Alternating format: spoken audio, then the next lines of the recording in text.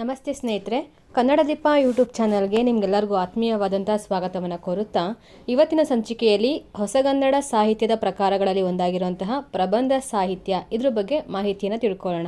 ತುಂಬ long gap ಆಯಿತು video ಹಾಕಿ ಅಂತ ಅನ್ಕೊತೀನಿ. ಒಂದು ಸ್ವಲ್ಪ ಹೆಲ್ತ್ ಇಶ್ಯೂಸ್ ಇತ್ತು, ಹಾಗಾಗಿ ವಿಡಿಯೋ ಹಾಕೋದಕ್ಕಾಗಲಿಲ್ಲ. ಇನ್ಮೇಲೆ ಹಾಗಾಗೋದಿಲ್ಲ, ಕಂಟಿನ್ಯೂಸ್ ಆಗಿ ವಿಡಿಯೋ ಹಾಕ್ತೀನಿ ನೋಡಿ, ಆಯಿತಾ? ಸರಿ, ಶುರು ಮಾಡೋಣ. ಹೊಸಗನ್ನಡ ಗದ್ಯ ಸಾಹಿತ್ಯದ ಮತ್ತೊಂದು ಪ್ರಕಾರ ಈ ಪ್ರಬಂಧ, ಇಂಗ್ಲೀಷಲ್ಲಿ ಎಸ್ಸೆ ಅಂತ ಕರಿತೀವಿ. ನೋಡಿ, ಇದನ್ನು ನಾವು ವಿಷಯವನ್ನು ನೇರವಾಗಿ ಸ್ಪಷ್ಟವಾಗಿ ಹಿತಮಿತವಾಗಿ ಹೇಳೋದಕ್ಕೆ ಬಳಕೆ ಮಾಡ್ಕೊತೀವಿ. ಇದೇನು ನಮ್ಮಲ್ಲಿ ಮುಂಚೆಯಿಂದನೂ ಇದ್ದಂತಹ ಸಾಹಿತ್ಯ ಪ್ರಕಾರ ಅಲ್ಲ. ಆಂಗ್ಲ ಸಾಹಿತ್ಯದ ಪ್ರಭಾವದಿಂದ ಬಂದಿರುವಂತಹ ಈ ಪ್ರಬಂಧ ಪಾಶ್ಚಾತ್ಯ ಸಾಹಿತ್ಯದಲ್ಲಿ ತೀರಾ ಹಳೆ ಪ್ರಕಾರ ಅಂತ ಗುರುತಿಸ್ಕೊಂಡಿದೆ. ಹಾಗಿದ್ರೆ ಆಂಗ್ಲ ಸಾಹಿತ್ಯದಲ್ಲೇ ಮೊದಲ ಪ್ರಬಂಧ ಸಾಹಿತ್ಯ ಬೆಳಕಿಗೆ ಬಂದಿದ್ದು? ಇಲ್ಲ. ಇದಕ್ಕೂ ಮುಂಚೆ ಎಸ್ಸೆ ಅನ್ನೋ ಪದ ಮತ್ತು ಅದಕ್ಕೊಂದು ರೂಪ ನೀಡಿ ಬಳಕೆಗೆ ತಂದವರು ಫ್ರೆಂಚ್ ಲೇಖಕ ಮಾಂಟೇನ್. ಈತ ಬರೆದಿರುವಂತಹ ಎಸ್ಸೈಸ್ ಅನ್ನೋ ಪುಸ್ತಕದಲ್ಲಿ ಎಸ್ಸೆಯ ಲಕ್ಷಣಗಳನ್ನು ಕುರಿತು ವಿವರಿಸಿದ್ದಾರೆ. ನೋಡಿ, ಒಂದು ಗಮನಿಸಿ, ಆಂಗ್ಲ ಸಾಹಿತ್ಯಕ್ಕೆ ಫ್ರೆಂಚ್ ಸಾಹಿತ್ಯದಿಂದ ಈ ಪ್ರಬಂಧ ಅನ್ನೋ ಸಾಹಿತ್ಯ ಹರಿದು ಬರುತ್ತೆ. ಅದೇ ಫ್ರೆಂಚ್ ಸಾಹಿತ್ಯ ಯಾವುದರಿಂದ ಪ್ರೇರಣೆ ಪಡ್ಕೊಂತು ಅಂದರೆ ಗ್ರೀಕ್ ಸಾಹಿತ್ಯದಿಂದ ಈ ಪ್ರಬಂಧ ಅನ್ನೋ ಒಂದು ಸಾಹಿತ್ಯ ಪ್ರಕಾರದ ಪ್ರೇರಣೆಯನ್ನು ಪಡ್ಕೊಂತು. ಫ್ರೆಂಚ್ ಸಾಹಿತ್ಯದಲ್ಲಿ ಪ್ರಬಂಧ ಬರೋದಕ್ಕಿಂತ ಮುಂಚೆನೇ ಗ್ರೀಕ್ ಸಾಹಿತ್ಯದಲ್ಲಿ ಪ್ರಬಂಧ ಪ್ರಬುದ್ಧಮಾನಕ್ಕೆ ಬಂದಿತ್ತು ಅಂತಲೇ ಹೇಳ್ಬೋದು. ನಮ್ಮ ಕನ್ನಡ ಸಾಹಿತ್ಯಕ್ಕೆ ಹೊಸದಾಗಿ ಬಂದಿರೋಂಥ ಈ ಪ್ರಕಾರ ಯಾವ ರೀತಿ ಬೆಳವಣಿಗೆಯನ್ನು ಹೊಂದಿದೆ ನೋಡಿ. ಫ್ರೆಂಚರೇ ಮೊದಲಿಗರು ಅಂತ ಅನ್ನೋ ಅಷ್ಟರಲ್ಲೇ ಈ ಗ್ರೀಕ್ ಸಾಹಿತ್ಯದಲ್ಲಿ ಇದು ಪ್ರಬುದ್ಧಮಾನಕ್ಕೆ ಬಂದ್ಬಿಟ್ಟಿದೆ. ಅಂದರೆ ಅವರೇ ಮೊದಲಿಗರು ಅಂತ ನಾವು ಅಂದಾಜಿಸ್ಬೋದಲ್ವಾ. ಗ್ರೀಕ್ ಸಾಹಿತ್ಯ ನಂತರದಲ್ಲಿ ಫ್ರೆಂಚ್ ಸಾಹಿತ್ಯ, ಅದರಿಂದ ಪ್ರಭಾವಗೊಂಡು ಆಂಗ್ಲ ಸಾಹಿತ್ಯದಲ್ಲೂ ಕೂಡ ನಾವು ಪ್ರಬಂಧ ಎಸ್ಸೆ ಅಂತ ಗುರುತಿಸ್ತೀವಿ. ಈ ಪಾಶ್ಚಾತ್ಯರ ಸಂಪರ್ಕದಿಂದ ನಮಗೆ ಇಂಗ್ಲಿಷ್ ಶಿಕ್ಷಣ ಜೊತೆಗೆ ಆಂಗ್ಲ ಸಾಹಿತ್ಯದ ಅಧ್ಯಯನಕ್ಕೆ ಅವಕಾಶ ಸಿಕ್ತಲ್ವಾ. ಆ ಮೂಲಕ ಅಲ್ಲಿರೋಂಥ ಎಲ್ಲ ಪ್ರಕಾರಗಳು, ಯಾವ್ಯಾವೆಲ್ಲ ಕವಿಗಳಿಗೆ ಯಾವ್ಯಾವ ಪ್ರಕಾರಗಳು ಇಷ್ಟ ಆಯ್ತಲ್ವ, ಅದೆಲ್ಲ ಪ್ರಕಾರಗಳನ್ನು ಕನ್ನಡಕ್ಕೂ ಕೂಡ ತಗೊಂಬಂದು ಕೊಡ್ತಾರೆ. ಅದರಲ್ಲೂ ಮುಖ್ಯವಾಗಿ ಈ ಪ್ರಬಂಧ ಸಾಹಿತ್ಯ. ಸರಿ, ಏನು ಪ್ರಬಂಧ ಅಂದರೆ? ಇಂಗ್ಲೀಷ್ನಲ್ಲಿ ಗೊತ್ತು, ಇವಾಗ ತಾನೇ ಎಸ್ಸೆ, ಕನ್ನಡದಲ್ಲಿ ಅದಕ್ಕೆ ಸಂವಾದಿಯಾಗಿ ಪ್ರಬಂಧ ಅಂತ ಕರಿತೀವಿ. ಜಾನ್ಸನ್ ಅವರ ಪ್ರಕಾರ ಮನಸ್ಸಿನ ಸ್ವಚ್ಛಂದ ಲಹರಿ ಅಂತ ಕರೀತಾರೆ ಪ್ರಬಂಧ ಅಂತಂದರೆ. ಇನ್ನೂ ಸ್ವಲ್ಪ ಸರಳವಾಗಿ ಹೇಳಬೇಕು ಅಂತಂದರೆ ಕ್ರಮರಹಿತವಾದ, ಇಂಥದ್ದೇ ಕ್ರಮದಲ್ಲಿ ಬರಿಬೇಕು ಅಂತ ಯಾವುದೇ ರೂಲ್ಸ್ ಇಲ್ಲ, ಯಾವುದೇ ಚಿಂತನೆಗೆ ನಮ್ಮನ್ನು ದೂಡದಲ್ಲೇ ಇರುವಂತಹ ಒಂದು ಸಣ್ಣ ಕೃತಿಯನ್ನು ನಾವು ಪ್ರಬಂಧ ಅಂತ ಕರಿಬೋದು. ನೋಡಿ, ಇವಾಗ ನಾವೊಂದು ಪದ್ಯ ಬರಿಬೇಕು ಅಂತಂದರೆ ಅದು ಛಂದಸ್ಸು, ಲಯ, ರಾಗ, ತಾಳ ಅದನ್ನೆಲ್ಲ ಗಮನ ಇಟ್ಕೊಂಡು ಬರಿಬೇಕು, ಪ್ರಾಸಬದ್ಧವಾಗಿ ಬರಿಬೇಕು ಅಲ್ವಾ, ಎತ್ತಿ ಇರಬೇಕು, ಏನೇನೋ ರೂಲ್ಸ್ ಇರ್ತಾವಲ್ಲ. ಆ ಥರದ್ದು ಯಾವುದೇ ಬೇಡಿಕೆಗಳನ್ನು ಈ ಪ್ರಬಂಧ ಒಳಗೊಂಡಿರೋದಿಲ್ಲ. ಯಾವ ಥರ ಬೇಕಾದರೂ ಈ ಪ್ರಬಂಧವನ್ನು ಬರಿಬೋದು. ಪ್ರಬಂಧ ಬರೆಯೋದಕ್ಕೆ ಒಂದು 3 ಸ್ಟೆಪ್ ಇದೆ, ಅದನ್ನು ಫಾಲೋ ಮಾಡ್ಕೊಂಡ್ಬಿಟ್ರೆ ಸಾಕಾಗುತ್ತೆ. ನೋಡಿ, ಇಲ್ಲಿ ಮರ್ರೆ ಅನ್ನೋ ಒಬ್ಬ ವಿದ್ವಾಂಸರು ಈ ಪ್ರಬಂಧಕ್ಕೆ ಒಂದು ಸೂಕ್ತವಾಗಿರುವಂತಹ ವ್ಯಾಖ್ಯಾನವನ್ನು ಕೊಡ್ತಾರೆ. ಯಾವುದೇ ಒಂದು ವಿಷಯವನ್ನು ಅಥವಾ ವಿಷಯ ಶಾಖೆಯನ್ನು ಕುರಿತ ಮಿತವಾದ ರಚನೆ, ಅದು ಮುಕ್ತಾಯದ ಅಭಾವವನ್ನು ಸೂಚಿಸುತ್ತದೆ. ಆದರೆ ವ್ಯಾಪ್ತಿಯಲ್ಲಿ ಮಿತಿ ಇದ್ದರೂ ವಿವರಪೂರ್ಣವಾದ ಶೈಲಿಯುಳ್ಳ ರಚನೆಯನ್ನು ನಾವು ಪ್ರಬಂಧ ಅಂತ ಕರಿತೀವಿ ಅಂತ ಹೇಳ್ತಾರೆ. ನಾವು ಕತೆ, ಕಾದಂಬರಿ, ನಾಟಕಗಳೆಲ್ಲ ಒಂದು ಮುಕ್ತಾಯವನ್ನು ಎಕ್ಸ್ಪೆಕ್ಟ್ ಮಾಡ್ತೀವಲ್ವಾ, ಅಥವಾ ಮುಕ್ತಾಯ ಇಲ್ಲದೇ ಇದ್ರೂ ಕೂಡ ಒಂದು ಗೊಂದಲದ ಮನಸ್ಥಿತಿಯಲ್ಲಿ ಇಟ್ಬಿಡ್ತಾರೆ. ಆದರೆ ಪ್ರಬಂಧಕ್ಕೆ ಮುಕ್ತಾಯ ಬೇಕೇ ಬೇಕು ಅಂತ ಏನಿಲ್ಲ. ಮುಕ್ತಾಯವನ್ನೇ ಬಯಸದ ವಿಷಯ ವಿಶ್ಲೇಷಣೆಯನ್ನೇ ಅತಿ ಹೆಚ್ಚಿನದಾಗಿ ಮಾಡಬಲ್ಲರಂತಹ ಒಂದು ಸಾಹಿತ್ಯ ಪ್ರಕಾರ ಯಾವುದಾದ್ರೂ ಇದ್ದರೆ ಅದು ಗದ್ಯದಲ್ಲಿ ಅದು ಪ್ರಬಂಧನೇ. ಎಷ್ಟು ಬೇಕಾದರೂ ಬರ್ಕೊಂಡು ಹೋಗ್ಬೋದು. ಇದರಲ್ಲಿ ಒಂದು ಪಕ್ಷ ವಿಮರ್ಶೆ, ಕ್ರಿಟಿಸಿಸಮ್ ಮಾಡ್ತೀವಲ್ಲ, ಅದಕ್ಕೊಂದು ಫುಲ್ ಸ್ಟಾಪ್ ಇಡ್ಬೋದೇನೋ. ಆದರೆ ಪ್ರಬಂಧದಲ್ಲಿ ಫುಲ್ ಸ್ಟಾಪ್ ಇರೋದೇ ಇಲ್ಲ, ನಾವೇ ಇಟ್ಕೊಬೇಕಷ್ಟೇ. ಇಲ್ಲಿಗೆ ಸಾಕು, ಈ ಮಾಹಿತಿ ಇಷ್ಟು ಸಾಕು ಅಂತ. ಇದನ್ನೆಲ್ಲ ನೋಡಿದಾಗ ನಮ್ಗೆ ಏನು ಅನಿಸುತ್ತೆ ಅಂದರೆ, ಪ್ರಬಂಧ ಅನ್ನೋದರ ಅರ್ಥವನ್ನು ಒಂದು ನಿರ್ದಿಷ್ಟ ಪದಗಳಲ್ಲಿ ಹಿಡಿದಿಡೋದು ತುಂಬಾ ಕಷ್ಟ ಅನಿಸುತ್ತೆ ಅಲ್ವಾ. ಹೌದು, ಇದಕ್ಕೆ ಏನು ಕಾರಣ ಅಂದರೆ ಅದರ ವೈಶಾಲ್ಯತೆ, ವ್ಯಾಪ್ತಿಯಲ್ಲಿ ತುಂಬ ಹಿರಿದಾಗಿದೆ. ಸಾಗರದಷ್ಟು ದೊಡ್ಡದು ಅಂತ ಹೇಳಿದ್ರೆ ತಪ್ಪಾಗೋದಿಲ್ಲ. ಆದರೂ ಕೂಡ ಕೆಲವೊಂದು ಲಕ್ಷಣಗಳಿರಲೇಬೇಕಲ್ವಾ ಪ್ರಬಂಧ ಅಂದರೆ. ಕೆಲವೊಂದು ಲಕ್ಷಣಗಳನ್ನ ಇದರಲ್ಲೂ ಕೂಡ ಗುರುತಿಸ್ತೀವಿ. ಮೊದಲನೇದು, ಸಂಕ್ಷಿಪ್ತವಾದ ವಸ್ತುವನ್ನು ಒಳಗೊಂಡಿರಬೇಕಿದು. ಯಾವ ವಿಷಯದ ಬಗ್ಗೆ ಮಾತಾಡ್ತಾ ಇದ್ದಾರೆ ಅನ್ನೋದು ನಮಗೆ ಆ ಪ್ರಬಂಧವನ್ನು ಓದಿದ ತಕ್ಷಣ ಅರಿವಿಗೆ ಬಂದ್ಬಿಡಬೇಕು. ಆ ಥರ ಸಂಕ್ಷಿಪ್ತವಾದ ವಸ್ತು ಗದ್ಯ ಬರಹದಲ್ಲಿ ಇರಬೇಕು. ಇದು ನಿರ್ದಿಷ್ಟ ವಿಷಯದ ಮೇಲಿನ ಚರ್ಚೆಯನ್ನೇ ಮಾಡಬೇಕು, ಬೇರೆ ಬೇರೆ ವಿಷಯಗಳಲ್ಲ. ನಾವು ಯಾವ ವಿಷಯಕ್ಕೆ ಫೋಕಸ್ ಮಾಡಿ ಒಂದು ಪ್ರಬಂಧವನ್ನು ಬರಿತಾ ಇದ್ದೀವಲ್ವ, ಯಾವ ವಿಷಯವನ್ನು ಹೇಳೋಕೆ ಹೊರಟಿದ್ದೀವಲ್ವ, ಅದೇ ವಿಷಯದ ಬಗ್ಗೆ ಚರ್ಚೆ ನಡೀಬೇಕು. ಅದೇ ವಿಷಯದ ವಿಶ್ಲೇಷಣೆಯನ್ನು ಒಳಗೊಂಡಿರಬೇಕು. ತುಂಬ ವಿವರವಾಗಿರುವಂತಹ ವಿವರಣೆ ಇರಬೇಕು. ಲೇಖನ ವೈಯಕ್ತಿಕ ದೃಷ್ಟಿಕೋನವನ್ನು ಕೂಡ ಒಳಗೊಂಡಿರಬೇಕು. ಸಾರ್ವತ್ರಿಕ ಚರ್ಚೆಗೂ ಕೂಡ ಅದು ಎಡೆ ಮಾಡಿ ಕೊಡಬೇಕು. ಪ್ರಬಂಧಕಾರ ತಗೊಂಡಿರುವಂಥ ವಿಷಯ ಪೂರ್ಣತೆಯನ್ನು ಅಪೂರ್ಣತೆಯನ್ನು ಬಯಸುತ್ತೋ ಅದು ಆತನಿಗೆ ಬಿಟ್ಟಿದ್ದು. ಆದರೆ ವೈವಿಧ್ಯಮಯವಾಗಿರುವಂಥ ವಿಷಯವನ್ನು ತಗೊಂಡಿರಬೇಕು. ಹಾಸ್ಯದ ಮಿಡಿತ ಇರಬೇಕು. ವ್ಯವಸ್ಥಿತವಾಗಿ ಇಲ್ಲದೆ ಹೋದ್ರೂ ಪರವಾಗಿಲ್ಲ, ಗಂಭೀರತೆ ಅನ್ನೋದು ಇರಬೇಕು. ಅಂದರೆ ಒಂದು ವಿಷಯದ ನಿರೂಪಣೆ ಕ್ರಮಬದ್ಧವಾಗಿ, ಸಾಕಷ್ಟು ಕೂಲಂಕುಷವಾಗಿ, ಹಾಗೆ ನಿರ್ದಿಷ್ಟ ವಿಷಯದ ಮೇಲೆ ಗಂಭೀರ ಚಿಂತನೆಗೆ ಎಡೆಮಾಡಿಕೊಡುವಂಥ ರೀತಿಯಲ್ಲಿ ಪ್ರಬಂಧ ರಚನೆ ಆಗಿರಬೇಕು. ಈ ಎಲ್ಲ ಲಕ್ಷಣಗಳನ್ನು ಒಂದು ಪ್ರಬಂಧ ಒಳಗೊಂಡಿರಬೇಕು ಅಂತ ಪ್ರಬಂಧಕಾರರು ಆಶಿಸ್ತಾರೆ. ಇದಕ್ಕೆ ಉತ್ತಮ ಉದಾಹರಣೆ ಕುವೆಂಪುರವರು ಬರೆದಿರುವಂತಹ ಅಜ್ಜಯ್ಯನ ಅಭ್ಯಂಜನ ಇದೆಯಲ್ವಾ ನೋಡಿ, ಅದು ಒಂದು ಪೂರ್ಣತೆಯನ್ನು ಬಯಸ್ತಾ ಇಲ್ಲ, ಒಂದು ಸ್ನಾನ ಮಾಡುವಂತಹ ವಿಧಿವಿಧಾನವನ್ನು ಎಷ್ಟು ಚೆನ್ನಾಗಿ ಹೇಳಿದ್ದಾರೆ ಅಂತಂದರೆ, ಆ ನೀರಿನ ಉಗ್ರಾಣ ಅಂತ ಕರೀತಾರೆ ಅವರು, ನಾವು ಹಂಡೆ ಒಲೆ ಅಂತ ಕರಿತೀವಲ್ಲ, ಅದನ್ನು ಅವರು ನೀರಿನ ಉಗ್ರಾಣ, ಬಿಸಿ ಬಿಸಿ ನೀರು ಒಂದು ಕಡೆ ಕುದಿತಾ ಇರುತ್ತೆ, ಅದಕ್ಕೆ ತಣ್ಣೀರು ಮಿಕ್ಸ್ ಮಾಡಿಕೊಂಡು ತಲೆಗೆ ಎಲ್ಲ ಮೈಗೆಲ್ಲ ಚೆನ್ನಾಗಿ ಎಣ್ಣೆ ಹಚ್ಕೊಂಡು ಬೋಟು ದೋಣಿ, ಆ ದೋಣಿ ಒಳಗಡೆ ನೀರು ಹಾಕಿ ಮೈನ ನೆನೆಸ್ಕೊತಾ ಇದ್ರಂತೆ. ಅದನ್ನು ಓದಿ ತುಂಬ ಅದ್ಭುತವಾಗಿದೆ. ಅಂದರೆ ಎಷ್ಟು ಚೆನ್ನಾಗಿ ವಿವರವಾಗಿ ವಿವರಿಸಿದ್ದಾರೆ ಒಂದು ಸ್ನಾನ ಯಾವ ರೀತಿ ಮಾಡಬೇಕು. ನಾವು ಬಿಸಿ ನೀರು ಅಂತೀವಲ್ಲ, ಬೆಚ್ಚಗಿರೋ ನೀರನ್ನ ಬಿಸಿನೀರು ಅಂತ ಕರಿತೀವಿ, ಅಲ್ಲಿ ಅಭ್ಯಂಜನಕ್ಕೆ ಬಿಸಿನೀರು ಬೇಡವಂತೆ, ಸುಡೋ ನೀರು ಬೇಕಂತೆ. ಅಂದರೆ ಹುಡುಗರು ಆ ನೀರು ಬೇಡ ಅಂತ ಬಿಡಿಸ್ಕೊಂಡು ಓಡಿದ್ರು ಕೂಡ ಅವ್ರನ್ನ ಬಲಾತ್ಕಾರವಾಗಿ ಎಳ್ಕೊಂಬಂದು ಆ ಸುಡೋ ನೀರನ್ನ ಹಾಕ್ತಾ ಇದ್ರಂತೆ. ಒಂದು ರೀತಿ ಶಿಕ್ಷೆ ಅಲ್ವಾ ಇದು ಅವ್ರಿಗೆ. ಇಲ್ಲಿ ತಪ್ಪಿಸ್ಕೊಳ್ಳೋ ಬರದಲ್ಲಿ ಬಿದ್ದು ಎದ್ದು ಗಾಯ ಆದರೂ ಕೂಡ ಬಿಡ್ತಾ ಇಲ್ವಂತೆ, ಎಳ್ಕೊಂಡೋಗಿ ಸುಡೋ ನೀರು ಇದ್ದು ಆ ದೋಣಿನಲ್ಲಿ ಬಿಸಿ ನೀರಲ್ಲಿ ಒಂದು ಅರ್ಧ ಗಂಟೆ ಮಲಗಿಸಿ, ಶಕ್ತಿ ಕುಂದು ಹೋದ್ರೂ ಪರವಾಗಿಲ್ಲ ಆ ಒಂದು ಎಣ್ಣೆ ಮಜ್ಜನವನ್ನು ಮಾಡಿಸಿ ಹೊರಗಡೆ ಕರ್ಕೊಂಡು ಬಿಡ್ತಾ ಇದ್ರಂತೆ. ಶಕ್ತಿ ಎಲ್ಲ ಹೋಗ್ಬಿಟ್ಟಿತ್ತಲ್ವ, ಅದಕ್ಕೆ ಪಾನಕ ಕೂಡ ರೆಡಿಯಾಗಿ ಇಟ್ಕೊಳ್ತಾ ಇದ್ರಂತೆ. ಮಕ್ಕಳಿಗೆಲ್ಲ ತಕ್ಕ ಮಟ್ಟಿಗೆ ಸುಡುವಂಥ ಬಿಸಿನೀರು, ಆದರೆ ಅಜ್ಜಯ್ಯನಿಗೆ ಮಾತ್ರ ತುಂಬಾ ಸುಡುವಂಥ ಬಿಸಿ ನೀರು ಬೇಕಾಗಿತ್ತು. ಇವರೊಬ್ಬರೇ ಮಾಡೋವಂಥ ಅಭ್ಯಂಜನ ಮನೆಯವರು ಎಲ್ಲರಿಗೂ ಕೂಡ ಮಾಡಬೇಕಾಗಿತ್ತು. ಇದು ಅವ್ರ ಬಾಲ್ಯದ ನೆನಪು. ಇದನ್ನು ಕುವೆಂಪುರವ್ರು ಈಗಲೂ ಕೂಡ ನೆನಪಿಸ್ಕೊಂಡಾಗ ಅವ್ರ ಮೈಯಲ್ಲಿ ಬೆವರು ಕಿತ್ಕೊಂಡು ಬರುತ್ತಂತೆ, ಆ ರೀತಿ ಬರ್ಕೊಂಡಿದ್ದಾರೆ. ಯಪ್ಪ, ನಾನು ಆ ಸ್ನಾನವನ್ನು ಯಾವ ರೀತಿ ಮಾಡ್ತಾ ಇದ್ನೋ ನಾನು ಅರಿಯೇ ಅಂತ ಹೇಳ್ಕೊಂಡಿದ್ದಾರೆ. ಅಂದರೆ ಅವ್ರಿಗೆ ಗೊತ್ತಾಗ್ತಿರ್ಲಿಲ್ವಂತೆ ನಾನು ಅಷ್ಟೊಂದು ಸುಡು ನೀರನ್ನ ಉಯ್ಕೋತಾ ಇದ್ನ ಅಂತ. ಎಷ್ಟು ಚೆನ್ನಾಗಿದೆ ಅಲ್ವಾ ನೋಡಿ. ನಿಮಗೆ ಎಲ್ಲ ಸ್ನಾನ ಅಂದರೆ ಅದೊಂದು ಕ್ರಿಯೆ, ಒಂದು ಕೆಲಸ ಅಷ್ಟೇ. ಇವ್ರಿಗೆ ಒಂದು ರೀತಿ ಹಬ್ಬ. ಇದ್ರ ಬಗ್ಗೆ ಇನ್ನೊಂದ್ಸಲ ಮಾತಾಡೋಣ ಆಯಿತಾ. ನೋಡಿ, ಈ ಅಜ್ಜಯ್ಯನ ಅಭ್ಯಂಜನ ಪ್ರಬಂಧ ಈಗ ಹೇಳಿರೋಂಥ ಎಲ್ಲ ಲಕ್ಷಣಗಳನ್ನು ಕೂಡ ಒಳಗೊಂಡಿದೆ.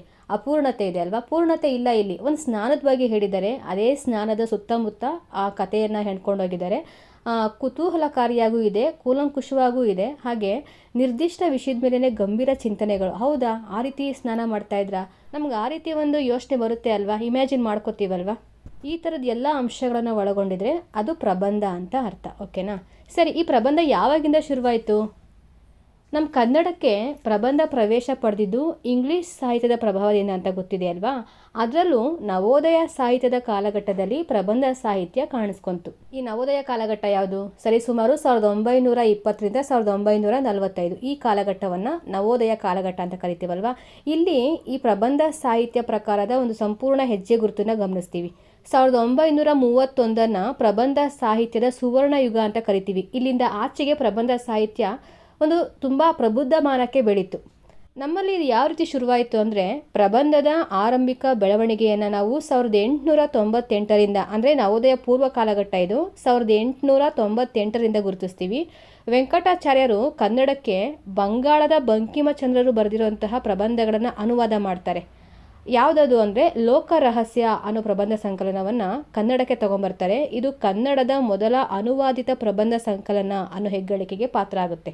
ಆರಂಭದ ಮೊಟ್ಟ ಮೊದಲ ಕನ್ನಡದ ಅನುವಾದಿತ ಪ್ರಬಂಧ ಸಂಕಲನ ಯಾವುದು ಅಂದರೆ ಅದು ಲೋಕ ರಹಸ್ಯ. ಆ ನಂತರದಲ್ಲಿ ಪ್ರಕಟ ಆಗಿರುವಂತಹ ಆರ್ ಶ್ರೀನಿವಾಸ ರಾವ್ ಅವರು ಬರೆದಿರುವಂತಹ ವಿವೇಕ ಮಂಜರಿ, ಇದು 1912ರಲ್ಲಿ ಪ್ರಕಟ ಆಗುತ್ತೆ. ಕನ್ನಡ ಪ್ರಬಂಧದ ಸಂಕಲನಗಳಲ್ಲಿ ಎರಡನೇ ಕೃತಿ ಈ ವಿವೇಕ ಮಂಜರಿ. ಇವು ಅನುವಾದಿತ ಪ್ರಬಂಧ ಆಯಿತು. ಸ್ವತಂತ್ರವಾಗಿರೋದು ಬೇಕಲ್ವಾ. ವೆಂಕಟಾಚಾರ್ಯರೇ ದಾಡೆಯ ಹೇಳಿಕೆ ಅನ್ನೋ ಒಂದು ಪ್ರಬಂಧವನ್ನು ಬರೀತಾರೆ. ಇದು ಕನ್ನಡದ ಮೊದಲ ಸ್ವತಂತ್ರ ಲಲಿತ ಪ್ರಬಂಧ ಅನ್ನೋ ಹೆಗ್ಗಳಿಕೆಗೆ ಪಾತ್ರ ಆಗುತ್ತೆ. ವೆಂಕಟಾಚಾರ್ಯರು ಬರೆದಿರುವಂತಹ ದಾಡಿಯ ಹೇಳಿಕೆ ಕನ್ನಡದ ಮೊದಲ ಸ್ವತಂತ್ರ ಲಲಿತ ಪ್ರಬಂಧ ಆಗಿದೆ. ಈ ಪ್ರಬಂಧಗಳನ್ನು ವಸ್ತು ವಿಷಯವನ್ನು ಆಧರಿಸಿ ಅನೇಕ ರೀತಿಯಲ್ಲಿ ವಿಂಗಡಿಸ್ಬೋದು. ಚಿಂತನಪರ ಪ್ರಬಂಧ, ಚಾರಿತ್ರಿಕ ಪ್ರಬಂಧ, ಐತಿಹಾಸಿಕ ಪ್ರಬಂಧ, ವೈಚಾರಿಕ ಪ್ರಬಂಧ, ವಿಮರ್ಶಾತ್ಮಕ ಪ್ರಬಂಧ, ವಿಭಜನಾತ್ಮಕ ಪ್ರಬಂಧ, ಲಘು ಅಥವಾ ಲಲಿತ ಪ್ರಬಂಧ, ಹರಟೆ ಪ್ರಬಂಧ, ವೈಜ್ಞಾನಿಕ ಪ್ರಬಂಧ, ವಿಡಂಬನಾ ಪ್ರಬಂಧ ಇತ್ಯಾದಿ. ಇವೆಲ್ಲವನ್ನೂ ಇಂಪಾರ್ಟೆಂಟ್ ಅಂತ ಏನು ಹೇಳೋಕ್ಕಾಗಲ್ಲ, ತಿಳ್ಕೊಂಡಿರಲಿ ಅಂತ ಹೇಳಿದೆ ಅಷ್ಟೆ. ನೋಡಿ, ಪ್ರಬಂಧ ಪ್ರಾಕಾರವನ್ನು ಇತಿಹಾಸ ಸಂಸ್ಕೃತಿಗಳ ವೈಭವದ ಪ್ರಶಂಸೆಗೆ ಪರಿಣಾಮಪೂರ್ವಕವಾಗಿ ಪ್ರಯೋಗಿಸಿದಂತಹ ಯಶಸ್ಸು ನಮ್ಮ ಆಲೂರು ವೆಂಕಟರಾಯರಿಗೆ ಸಲ್ಲುತ್ತೆ. ಇವರು ಬರೆದಿರುವಂತಹ ಕರ್ನಾಟಕ ಗತವೈಭವ ಅನ್ನೋ ಪ್ರಬಂಧ ಸಂಗ್ರಹ ವೀರವತ್ತಾದ ಗಂಭೀರ ಗದ್ಯ ಶೈಲಿಗೆ ಉತ್ತಮ ನಿದರ್ಶನ ಅಂತ ಹೇಳ್ಬೋದು.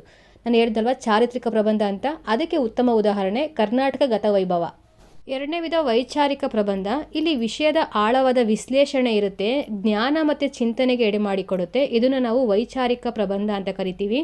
ಪಂಡಿತ ತಾರನಾಥರು ಬರೆದಿರುವಂತಹ ಧರ್ಮ ಸಂಭವ ಇದು ವಿಚಾರಾತ್ಮಕ ಪ್ರಬಂಧ ರಚನೆಗೆ ನಾಂದಿ ಹಾಡಿರುವಂತಹ ಪ್ರಬಂಧ ಸಂಕಲನ ಅಂತ ಹೇಳ್ಬೋದು.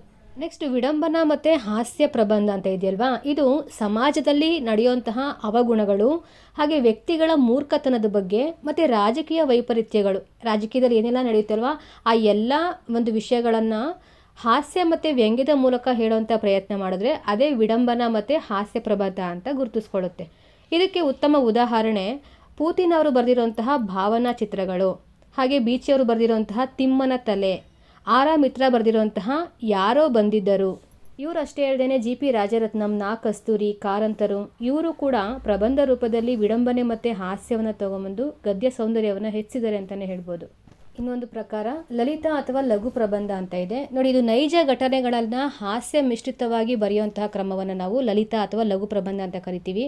ಹಗುರವಾಗಿರುವಂತಹ ಮಿತವಾದಂತಹ ಬರವಣಿಗೆಯನ್ನು ಒಳಗೊಂಡಿರುತ್ತೆ. ಸಂಪೂರ್ಣತೆಯನ್ನು ಹೊಂದಿರುವಂತಹ ರಚನೆಯೇ ಲಲಿತ ಪ್ರಬಂಧ. ನೋಡಿ, ನಾನು ಆಗಲೇ ಲಕ್ಷಣದಲ್ಲಿ ಹೇಳಿದೆ, ಇದು ಪೂರ್ಣತೆಯನ್ನು ಒಳಗೊಂಡಿರುತ್ತೆ, ಅಪೂರ್ಣತೆಯನ್ನು ಒಳಗೊಂಡಿರುತ್ತೆ. ಲಲಿತ ಪ್ರಬಂಧ ಅಂದರೆ ಇಲ್ಲಿ ಒಂದು ಪೂರ್ಣತೆಯನ್ನು ಬಯಸ್ತಾ ಇರುತ್ತೆ ಅಂತ ಅರ್ಥ. ಇಂಥದ್ದೇ ವಿಷಯ ಬೇಕು ಅಂತ ಏನಿಲ್ಲ, ಆದರೆ ಓದುಗರಿಗೆ ತೃಪ್ತಿ ಮನೋಭಾವವನ್ನು ನೀಡುತ್ತೆ ಲಲಿತ ಪ್ರಬಂಧ. ಇದಕ್ಕೆ ಬೆಸ್ಟ್ ಎಕ್ಸಾಂಪಲ್ ಗೊರೂರವರು ಬರೆದಿರುವಂತಹ ವಿಮೆ ಯಮನನ್ನೇ ಹೆದರಿಸಿತು ಈ ಒಂದು ಪ್ರಬಂಧವನ್ನು ನೋಡ್ಬೋದು. ಇದು ಒಂದೇನಾ ಅಂತ ಅಂದ್ಕೊಂಬೇಡಿ ನೋಡಿ, ಲಲಿತ ಪ್ರಬಂಧ ಅಂದಿದ ತಕ್ಷಣ ನನಗೆ ನೆನಪಾಗಿದ್ದು ಇದೊಂದೇನೆ, ಹಾಗಾಗಿ ಹೇಳಿದೆ. ಇನ್ನು ತುಂಬಾ ಇದೆ, ನೆನಪಾಗಿದ್ದು ಹೇಳಬೇಕಲ್ವಾ. ಸರಿ, ಇನ್ನು ನೆಕ್ಸ್ಟು ವಿಧ ವೈಜ್ಞಾನಿಕ ಪ್ರಬಂಧ. ನೋಡಿ, ಇದು ವಿಜ್ಞಾನ ವಿಷಯಕ್ಕೆ ಸಂಬಂಧಪಟ್ಟಿದ್ದು. ವಿಜ್ಞಾನ ವಿಷಯದ ಜ್ಞಾನವನ್ನು ವಿಸ್ತರಿಸುವಂಥ ಒಂದು ಪ್ರಬಂಧವನ್ನು ನಾವು ವೈಜ್ಞಾನಿಕ ಪ್ರಬಂಧ ಅಂತ ಕರಿತೀವಿ. ಇಲ್ಲಿ ಜಗತ್ತಿನ ವಿದ್ಯಮಾನಗಳನ್ನು ವ್ಯವಸ್ಥಿತ ವೀಕ್ಷಣೆ, ಪ್ರಯೋಗ ಮತ್ತು ಪುರಾವೆಗಳ ಆಧಾರದ ಮೇಲೆ ವಿವರಣೆಯನ್ನು ನೀಡ್ತಾ ಇರುತ್ತೆ ಈ ಒಂದು ಪ್ರಬಂಧದಲ್ಲಿ, ವೈಜ್ಞಾನಿಕ ಪ್ರಬಂಧದಲ್ಲಿ. ಉದಾಹರಣೆಗೆ ಕನ್ನಡ ನಿಯತಕಾಲಿಕೆಗಳಲ್ಲಿ ಪ್ರಕಟ ಆಗುವಂತಹ ವಿಜ್ಞಾನಕ್ಕೆ ಸಂಬಂಧಪಟ್ಟಿರುವಂತಹ ಎಲ್ಲ ಲೇಖನಗಳನ್ನು ನಾವಿಲ್ಲಿ ಈ ಪ್ರಬಂಧಕ್ಕೆ ಉದಾಹರಣೆಯಾಗಿ ಕೊಡ್ಬೋದು. ಇದಿಷ್ಟು ಪ್ರಬಂಧ ವಿಧಗಳಲ್ಲಿ ಅತ್ಯಂತ ಪ್ರಸಿದ್ಧಿಯನ್ನು ಪಡ್ಕೊಂಡಿರುವಂತಹ ಹಾಗೆ ತುಂಬ ಪ್ರಮುಖವಾಗಿ ಬಳಕೆಯಾಗಿರುವಂತಹ ವಿಧಗಳು ಯಾವ್ಯಾವುದು? ವೈಚಾರಿಕ ಪ್ರಬಂಧ ಆಗಿರ್ಬೋದು, ವೈಜ್ಞಾನಿಕ ಪ್ರಬಂಧ, ವಿಡಂಬನ ಮತ್ತು ಹಾಸ್ಯ ಪ್ರಬಂಧ, ಲಲಿತ ಮತ್ತು ಲಘು ಪ್ರಬಂಧ, ಹಾಗೆ ಚಾರಿತ್ರಿಕ ಅಥವಾ ಐತಿಹಾಸಿಕ ಪ್ರಬಂಧ. ಇನ್ನು ಕೊನೆಯದಾಗಿ ಕೆಲವೊಂದಿಷ್ಟು ಪ್ರಬಂಧಕಾರರು ಅಂದರೆ ನಮ್ಮ ಕವಿಗಳು, ನಮ್ಮ ಸಾಹಿತಿಗಳು ಹಾಗೆ ಅವರು ಬರೆದಿರುವಂಥ ಪ್ರಬಂಧಗಳ ಬಗ್ಗೆನೂ ಒಂದು ಪಟ್ಟಿ ಕೊಟ್ಟಿದ್ದೀನಿ ನೋಡಿ ಇಲ್ಲಿ. ಕುವೆಂಪುರವರು ಬರೆದಿರುವಂತಹ ಮಲೆನಾಡಿನ ಚಿತ್ರ, ಅಜ್ಜಯ್ಯನ ಅಭ್ಯಂಜನ. ಪೂತಿನ್ ಅವರು ಬರೆದಿರುವಂತಹ ರಾಮಾಚಾರಿ ನೆನಪು, ರಥಸಪ್ತಮಿ. ಬೇಂದ್ರೆಯವರ ನಿರಾಭರಣ ಸುಂದರಿ, ಸಾವಿನ ಕೂಡ ಸರಸ. ಗೋವಿಂದ ಪೈರವರು ಬರೆದಿರುವಂತಹ ಬರಹಗಾರನ ಹಣೆ ಬರಹ. ಕಾರಂತರು ಬರೆದಿರುವಂತಹ ಹಳ್ಳಿಯ 10 ಸಮಸ್ತರು. ಆನಕ್ರೂರವರು ಬರೆದಿರುವಂತಹ ಕನ್ನಡ ಕುಲದೀಪಕರು, ಪೊರಕೆ. ಡಿ ಎಸ್ ಕರ್ಕಿಯವರು ಬರೆದಿರುವಂತಹ ನಾಲ್ದೆಸೆಯ ನೋಟ. ಗೊರೂರವರು ಬರೆದಿರುವಂತಹ ನಮ್ಮ ಊರಿನ ರಸಿಕರು. ಎ ಎನ್ ಮೂರ್ತಿರಾವ್ ಬರೆದಿರುವಂತಹ ಹಗಲುಗನಸುಗಳು. ರಾವ್ ಬಹದ್ದೂರ್ ಅವರು ಬರೆದಿರುವಂತಹ ಮರೆಯದ ನೆನಪು. ಆರ್ ಮಿತ್ರ ಅವರು ಬರೆದಿರುವಂತಹ ಬಾಲ್ಕನಿಯ ಬಂಧುಗಳು, ನಾನೇಕೆ ಕೊರೆಯುತ್ತೇನೆ. ನೋಡಿ, ಇದು ನಾನೇಕೆ ಕೊರೆಯುತ್ತೇನೆ ಇದು ಆರ್ ಮಿತ್ರರವರ ಪ್ರಬಂಧ. ನಾನೇಕೆ ಬರೆಯುತ್ತೇನೆ ಎಸ್ ಎಲ್ ಭೈರಪ್ಪ ಅವ್ರದ್ದು. ಏನದು ಕಮೆಂಟಲ್ಲಿ ಹೇಳಿ ಆಯಿತಾ. ನಾನೇಕೆ ಬರೆಯುತ್ತೇನೆ ಎಸ್ ಎಲ್ ಭೈರಪ್ಪರವರ ಯಾವ ರೀತಿಯಾದಂತಹ ಒಂದು ಕೃತಿ. ನೆಕ್ಸ್ಟ್ ಹಾಮ ನಾಯಕ ಅವರು ಬರೆದಿರುವಂತಹ ನಮ್ಮ ಮನೆಯ ದೀಪ. ವೆಂಕಟಾಚಾರ್ಯ ಅವರು ಬರೆದಿರುವಂತಹ ದಾಡೆಯ ಹೇಳಿಕೆ. ವಾಮನ ಭಟ್ಟ ಅವರು ಬರೆದಿರುವಂತಹ ಕೋದಂಡನ ಉಪನ್ಯಾಸಗಳು. ವಿ ಸಿ ಅವರು ಬರೆದಿರುವಂತಹ ತುಂಬೆಯ ಹೂವು. ಶ್ರೀರಂಗರವರು ಬರೆದಿರುವಂತಹ ನನ್ನ ಸ್ವಂತ ಶ್ರಾದ್ದ. ಎಚ್ ಎಸ್ ಕೆರವರ ಜೇಡರ ಬಲೆ.